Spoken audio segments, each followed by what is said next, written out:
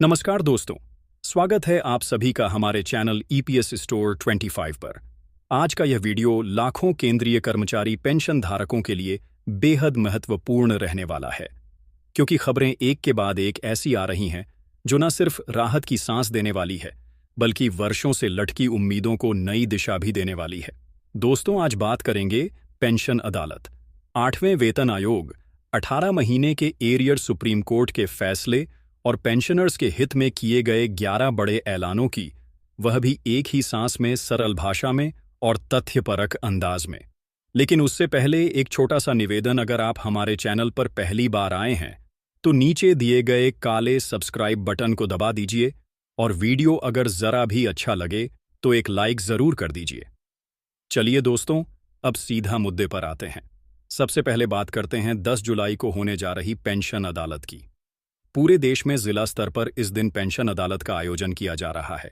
यह कोई साधारण बैठक नहीं है, बल्कि वर्षों से अटकी पड़ी पेंशन संबंधित शिकायतों का निपटारा अब जिला स्तर पर एक ही दिन में त्वरित रूप से किया जाएगा। उन पेंशनर्स के लिए जो स्पर्श पोर्टल से परेशान हैं, पीपीओ नहीं मिल पाया है, पेंशन शुरू नहीं हुई है या गलत गणना के कारण भुगत रहे हैं, यह सुनहरा मौका है। सरकार ने तकनीकी सहायता के साथ इस प्रक्रिया को और तेज और पारदर्शी बना दिया है। यानी अगर आपकी कोई भी पेंशन संबंधित समस्या है तो सीधे जिला पेंशन अदालत में जाकर समाधान पा सकते हैं। यही सरकार का वादा है। और अब बात करते हैं उस ऐतिहासिक फैसले की जिसने लाखों पेंशनर्स के चेहरों पर मुस्कान ला दी है। सुप्रीम कोर्ट ने साफ कह दिया है कि अगर किसी कर्मचारी को रिटायरमेंट से पहले अतिरिक्त वेतन भुगतान सरकार की गलती से हुआ है तो रिटायरमेंट के बाद उस पैसे की वसूली नहीं की जा सकती। संविधान के अनुच्छेद 3001 के तहत संपत्ति का अधिकार सुरक्षित है और किसी रिटायर्ड कर्मचारी से इस तरह की रिकवरी अब गैरकानूनी मानी जाएगी। सोचिए, सरकार की गलती और सजा कर्मचारी को। अब ऐसा नहीं होगा। यह फैसला सीधे सीधे उन पेंशनर्स को राहत देता है जिनसे गलत ढंग से पैसे की वसूली की जा रही थी। अब चलिए नजर डालते हैं सबसे चर्चित मुद्दे पर। 8वां वेतन आयोग। वित्त मंत्री निर्मला सीतारमण ने एक बयान में साफ कर दिया है कि फिटमेंट फैक्टर को 7वें वेतन आयोग के मुकाबले कम नहीं किया जाएगा, बल्कि यह बढ़ाया जाएगा। यानी जहां अभी यह 277 गुना है, वहीं 8वें वेतन आयोग में इसे 3 से 3 वर्ष 68 गुना तक किया जा सकता है। इसका असर सीधा सीधा पड़ेगा बेसिक सैलरी पेंशन, भत्तों और ग्रेच्युटी पर। अगर यह बढ़ोतरी होती है तो पेंशन में बम्पर उछाल तय है। हालांकि एक बात और, 8वें वेतन आयोग की घोषणा में थोड़ी देरी हो सकती है। मीडिया रिपोर्ट्स बताती हैं कि इसकी लागू तिथि तो 1 जनवरी 2026 तय की गई है, लेकिन इसे लागू होते होते 2027 का मध्य आ सकता है। मगर घबराने की बात नहीं है, क्योंकि सरकार ने साफ किया है कि भले ही घोषणा देर से हो, लेकिन लाभ उसी 1 जनवरी 2026 से मिलेंगे। वह भी एरियर सहित, यानी देरी से लागू होगा लेकिन पैसे पूरे मिलेंगे। केंद्रीय मंत्री अश्विनी वैष्णव ने खुद आश्वासन दिया है कि कर्मचारियों को रेट्रोस्पेक्टिव यानी पिछली तारीख से भुगतान मिलेगा। अब बात करते हैं सबसे बहुचर्चित मुद्दे की, जिसने कई बार संसद और सड़कों पर हलचल मचाई। 18 महीने का डीए एरियर पेंशन धारकों और कर्मचारी संगठनों ने सरकार को जुलाई तक का अल्टीमेटम दे दिया है। उनकी मांग है कि 18 महीने का डीए एरियर नगद भुगतान में दिया जाए, वरना अगस्त से राष्ट्रव्यापी आंदोलन छेड़ा जाएगा।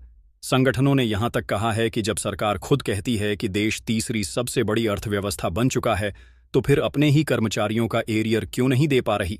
इस बार यह आंदोलन बेहद गंभीर रूप ले सकता है, क्योंकि संगठनों का मूड आर पार का है। दोस्तों, 8वें वेतन आयोग के तहत कुछ और बड़े प्रस्ताव भी सामने आए हैं, जैसे कि कम्यूटेशन की अवधि 15 वर्ष से घटाकर 12 वर्ष की जा सकती है। इससे रिटायर्ड कर्मचारियों को जल्दी लाभ मिलेगा। वहीं फिक्स्ड मेडिकल अलाउंस को 1000 से बढ़ाकर 3000 करने की योजना है। और सबसे बड़ी बात, पेंशन को टैक्स फ्री करने पर भी विचार चल रहा है। यानी पेंशन की राशि पर अब टैक्स न लगाकर बुजुर्गों को और राहत दी जा सकती है। राष्ट्रीय संसदीय समिति ने एक और सुझाव दिया है, जो केंद्र सरकार के दरवाजे पर दस्तक दे रहा है। उनके अनुसार अभी एडिशनल पेंशन 80 साल की उम्र के बाद मिलती है, लेकिन अधिकतर बुजुर्ग 80 तक नहीं पहुंच पाते। इसलिए समिति का प्रस्ताव है कि 65 वर्ष की उम्र से एडिशनल पेंशन देना शुरू किया जाए।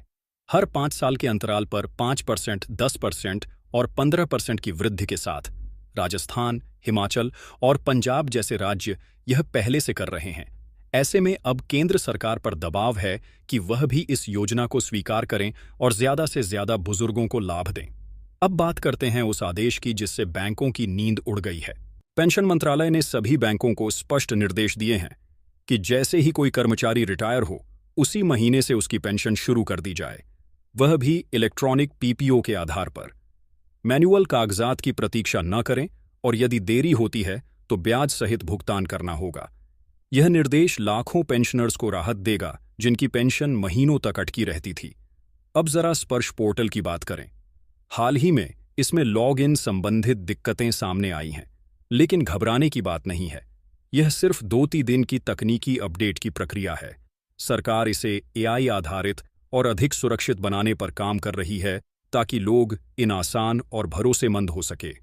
पेंशनर्स चिंतित थे, लेकिन रक्षा मंत्रालय की ओर से स्पष्ट कर दिया गया है कि ओआरओपी के तहत कुछ पेंशनरों को अतिरिक्त भुगतान हो गया था, जिसे अब 6 महीने तक हर माह थोड़ा थोड़ा काटकर एडजस्ट किया जाएगा। इसके बाद पेंशन सामान्य दर पर फिर से मिलने लगेगी, तो डरने की जरूरत नहीं है। यह अस्थायी व्यवस्था है। और अब अंत में एक बेहद जरूरी सूचना। पेंशन धारकों को 31 जुलाई 2025 तक अपना इनकम टैक्स रिटर्न भरना अनिवार्य है। इसके लिए फॉर्म 16A ऐप स्पर्श पोर्टल से डाउनलोड कर सकते हैं। इसमें वेतन, पेंशन और कटौती से जुड़ी सभी जानकारियां रहती हैं। अगर आपने समय पर आईटीआर नहीं भरा तो बाद में पेनल्टी के साथ भरना पड़ेगा, इसलिए समय रहते इस कार्य को निपटा लें। तो दोस्तों, आज की इस खबरों की श्रृंखला में आपने जाना पेंशन अदालत से लेकर 8वें वेतन आयोग, सुप्रीम कोर्ट के फैसले से लेकर पेंशन में संभावित टैक्स छूट तक हर वह जानकारी जो आपके लिए बेहद जरूरी है। अगर यह जानकारी आपको उपयोगी लगी हो तो कृपया इस वीडियो को अपने पेंशनर ग्रुप्स, सोशल मीडिया या व्हाट्सएप में जरूर शेयर करें। और हाँ, चैनल को सब्सक्राइब करना बिल्कुल ना भूलें। मिलते हैं जल्द ही एक और महत्वपूर्ण जानकारी के अनुसार किया जाता।